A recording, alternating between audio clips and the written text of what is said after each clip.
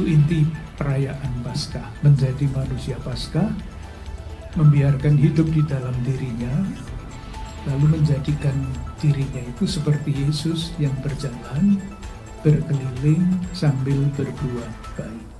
Mungkin baik kalau saya mencoba menjelaskan struktur dari siaran pers ini. Yang pertama, karena ini adalah Paskah, maka bagian yang pertama itu berkaitan dengan iman Kristiani mengenai Paskah. Pasti berarti sekurang-kurangnya untuk umat Katolik, umat Kristiani.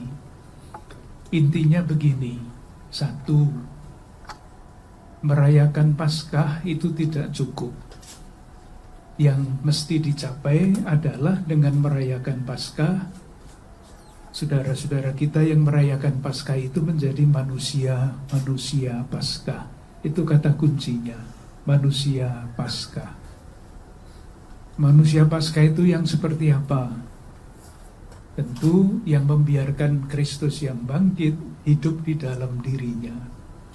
Sehingga hidupnya, pilihan-pilihan hidupnya, pilihan-pilihan tindakannya itu tidak ditentukan oleh dirinya sendiri saja, tetapi oleh Kristus yang hidup di dalam diri orang yang percaya itu. Nah, indikatornya apa kalau orang yang membiarkan Kristus hidup di dalam dirinya?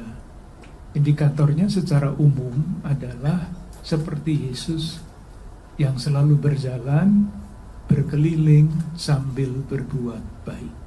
Itu inti perayaan Paskah, menjadi manusia Paskah, membiarkan hidup di dalam dirinya, lalu menjadikan dirinya itu seperti Yesus yang berjalan, berkeliling sambil berbuat baik. Itu yang pertama.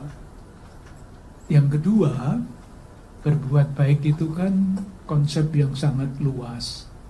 Maka harus dirinci berbuat baik itu apa. Salah satunya tentu saja adalah dengan mempertimbangkan konteks di mana gereja pada umumnya dan khususnya Gereja Keuskupan Agung Jakarta ini hidup. Di pusat kota Jakarta, di wilayah Negara Kesatuan Republik Indonesia. Banyak hal yang sungguh-sungguh bagus yang dilakukan, berbuat baik, seperti bagaimana selalu saya baca setiap hari di dalam salah satu koran nasional, halaman paling belakang, itu selalu ada cerita-cerita kecil mengenai pejuang kemanusiaan. Selalu ada, setiap hari. Dan itu adalah tanda-tanda yang sangat baik, berjalan, berbuat baik.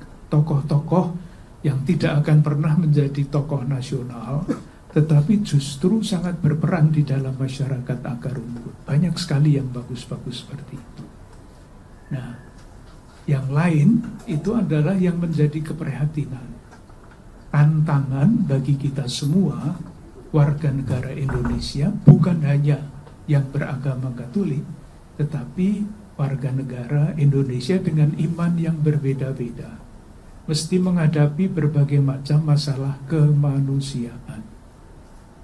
Nah, masalah kemanusiaan itu apa? Ya, tadi yang saya sampaikan di dalam homili di dalam gereja supaya didengar oleh umat Katolik. Jadi misalnya salah satu yang sangat sekurang-kurangnya yang masuk ke WA saya itu adalah perjuangan melawan tindak pidana perdagangan orang. Teman-teman di NTT itu selalu berbicara mengenai itu. Tentu saja bukan hanya di NTT, tetapi di tempat-tempat lain yang memang menjadi semacam pusat yang memperdagangkan orang itu. Itu keprihatinan kita semua. Nah, di mana, dalam hal apa kita bisa berbuat baik ketika negara kita, masyarakat kita itu masih ramai dengan perdagangan orang? Satu. Yang kedua, judi online. Seandainya tidak ada judi online, tidak banyak saudara-saudara kita yang sekian banyaknya itu menjadi miskin. Yang paling banyak menjadi korbannya adalah saudara-saudara kita yang memang karena entah apa dorongan yang memaksa mereka untuk berjudi, akhirnya habis-habisan. Angkanya bisa dilihat di laporan-laporan majalah harian yang kita bisa baca bersama-sama. Yang sangat mengerikan juga adalah korupsi. Tadi saya membacakan yang dikatakan oleh Paus Fransiskus mengenai korupsi. Saya bacakan lagi ya, karena itu kejahatan publik yang sangat merusak. Kata-kata Paus Fransiskus itu tidak untuk bangsa Indonesia, tetapi untuk korupsi pada umumnya. Dikatakan begini: luka-luka bernanah. Coba silahkan perhatikan kata itu. Ini saya mengutip, bukan karangan saya.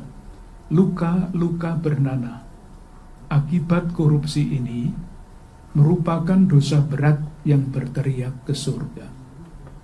Karena luka itu merongrong dasar-dasar kehidupan pribadi dan masyarakat.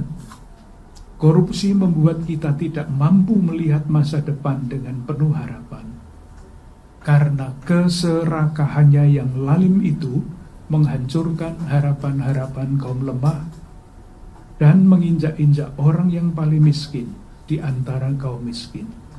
Korupsi adalah skandal publik yang berat. Kalau korupsi itu dijalankan oleh suatu lembaga atau orang yang di dalam lembaga itu disebut wakil Tuhan, Tuhan yang macam apa yang diwakili dengan korupsi itu?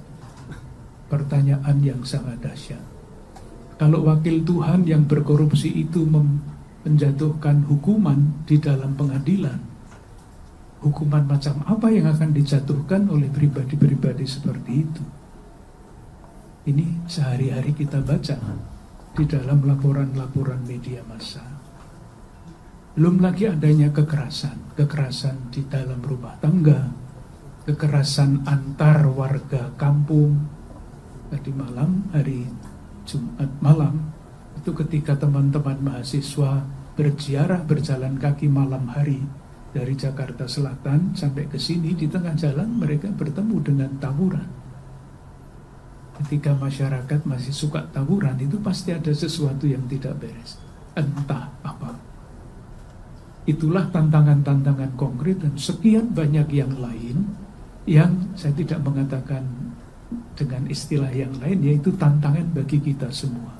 Tidak usah menyalahkan siapa-siapa, harus mencari akar-akar menurut tanggung jawab yang berbeda-beda. Pemerintah negara mencari akar dari masalah itu dan mencoba mencari jalan keluar. Dunia bisnis mesti mencari akar dari semuanya itu dan terlibat di dalam mengusahakan kebaikan bersama. Masyarakat warga, kita semua juga mencari jalan-jalan yang mesti kita temukan agar kita ikut berjalan sambil berbuat baik itu. Itu yang kedua dan ketiga. Atau keberapa tadi ya, pokoknya itulah isinya. Nah, yang terakhir, bersama-sama dengan Gereja Katolik seluruh dunia, Gereja Katolik di Keuskupan Agung Jakarta dan di Indonesia sedang merayakan yang namanya Tahun Yubileum. Tahun Yubileum itu diadakan 25 tahun sekali. Jadi nanti tahun berikutnya ya tahun 2050. Apa itu isinya? Secara singkat begini, ini tentu khas Katolik, karena yang merayakan hanya Gereja Katolik. Kalau melihat sejarah umat Allah, mereka kan diberi hukum-hukum Tuhan, katakanlah begitu ya. Harapannya supaya mereka itu hidupnya damai, sejahtera, menjadi suatu tanda petik bangsa yang semakin berbakti kepada Allah. Dan bangsa yang semakin berbakti kepada Allah itu indikatornya adalah keadilan, damai, sejahtera, itu indikatornya. Kalau keadaan bangsa itu tidak damai dan tidak sejahtera, baktinya kepada Allah itu bisa diragukan. Karena bakti yang sejati hanya bisa dilihat dari indikatornya. Ternyata di dalam sejarah umat Allah itu yang sudah dibekali dengan segala macam yang bagus, itu semakin lama semakin luntur. Yang kaya semakin kaya, yang miskin menjadi korban dari orang-orang kaya karena menjadi budak, tanahnya dirampas, dan segala macam penindasan pada zaman itu. Nah, tahun yubileum itu adalah saat ketika tatanan yang rusak itu dipulihkan kembali, diusahakan pulihnya. Orang yang dijadikan budak karena entah apa dibebaskan, supaya dia bisa memulai lagi sesuatu yang baru di dalam kehidupan ini. Hutang-hutang yang membuat dia itu tidak bisa membayar, lalu dirampas tanahnya dikembalikan kepada yang punya, supaya saudara-saudara kita yang tidak berdaya itu bisa bangkit kembali. Nah, Gereja Katolik Keuskupan Agung Jakarta sedang merayakan ini, dan temanya tahun ini adalah Peziarah Pengharapan. Maka umat Katolik dituntut, tidak hanya diminta, dituntut untuk mencari jalan supaya menjadi peziarah pengharapan dan penabur pengharapan. Sebagai masyarakat, warga masyarakat biasa, kita tidak akan mampu melakukan hal-hal besar karena kita tidak mempunyai kewenangan atau di dalam posisi menentukan kebijakan.